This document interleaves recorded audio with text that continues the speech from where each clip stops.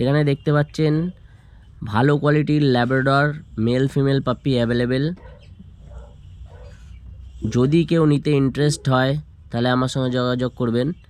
আমার contact number হচ্ছে 7685019806।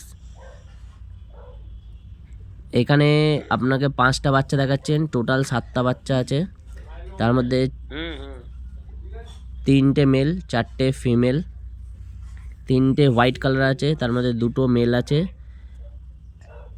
আর একটা ব্রাউন কালারের মধ্যে মেল আছে।